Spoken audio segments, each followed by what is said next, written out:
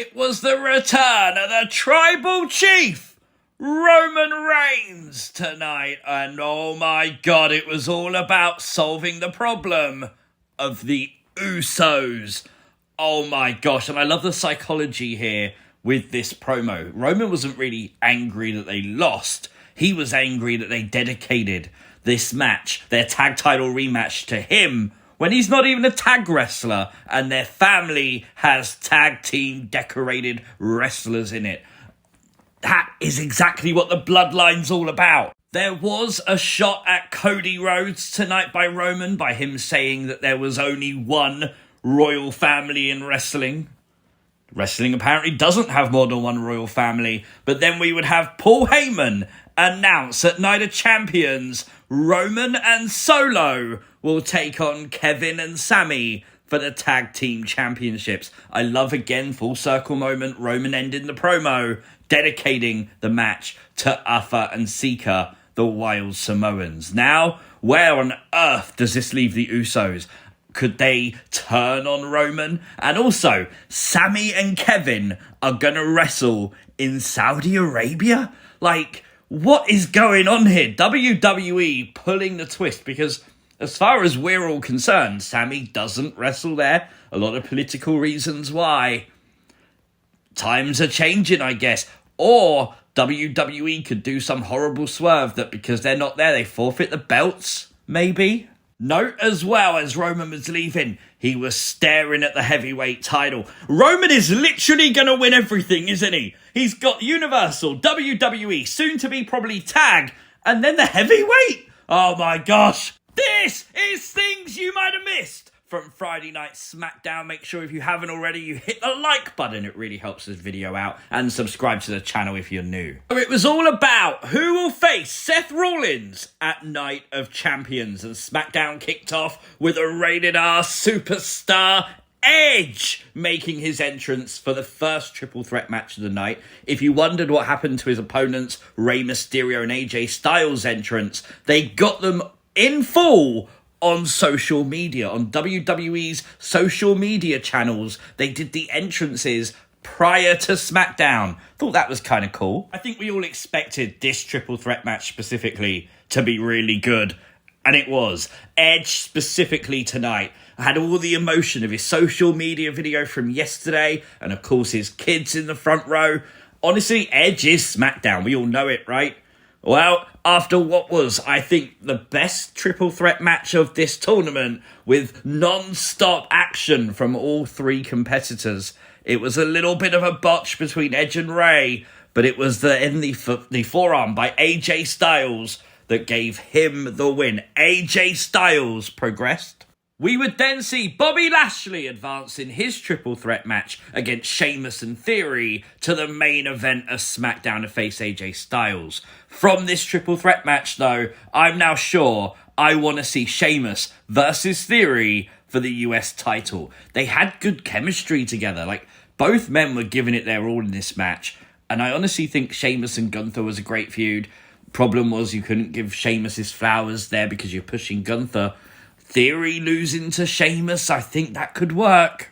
But this was really interesting. Before Bobby Lashley's main event bout with AJ Styles, we would see him preparing backstage.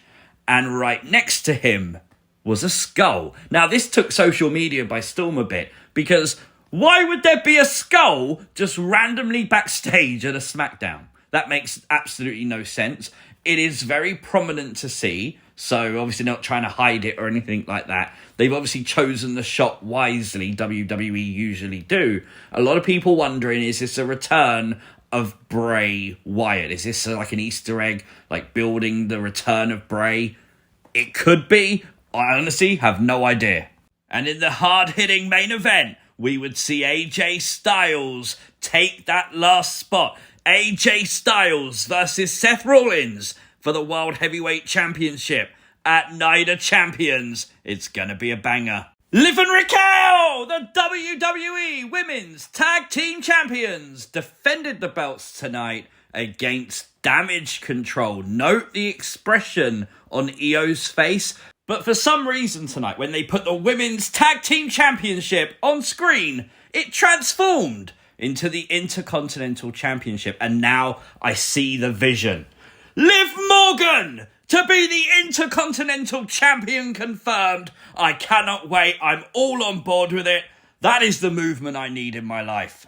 But it was indeed Liv and Raquel retaining the WWE Women's Tag Team Championships tonight, as once again everything started to fall apart for Damage Control. And with Alba Fyre and Isla Dawn, the NXT Women's Tag Champs, backstage, could they be teasing merging the championships? Maybe. It was Cameron Grimes' his first match on Friday Night SmackDown since the draft, and he faced off against Corbin, who told him that he basically would want to go back to NXT after the match. Well, one cave in 6 seconds later, Cameron Grimes squashed Baron Corbin. Oh my god. Absolute insanity. What a way to introduce someone. I really like this. It makes you pay attention to someone, because this is not what anyone expected. But we all know Cameron Grimes is going to the moon, right? Talking of debuts, Grayson Waller showed up backstage with Adam Pearce. Basically said next week we will have the SmackDown debut of the Grayson Waller effect, with the winner of either Lashley or AJ Styles. Now, at the time I'm recording this, I don't know who that is. So, you do. That's the person, okay? If you haven't seen the Grayson Waller effect before, usually he live streams it. It's a talk show, and he live streams it on his phone to Instagram Live. So maybe you want to go and follow Grayson Waller on Instagram before next week's SmackDown. Could be interesting. We would also see Pretty Deadly make their SmackDown debuts. Their first match will be next week. Like that new start for SmackDown, apart from when it comes to the women's division. Because once again, Asuka interrupt Bianca Belair. This time though, spraying the mist in her face. A pure heel move for sure. So although this feels repetitive, at least Asuka is heel. But I just kind of wish with the whole draft and starting afresh that you didn't just go straight back into a rematch, I'm presuming, for Night of Champions between Asuka and Bianca. I mean, is there not anyone else for Bianca Belair to face? Really? Very good SmackDown tonight for me. 9 out of 10. Enjoyed the show. Let me know your thoughts in the comment section down below. If you are new to the channel and you haven't already, what's wrong with you? Hit the subscribe button. Turn on notifications. You never miss another upload ever again. Like the video, share the video, and I'll see you next time. Peace!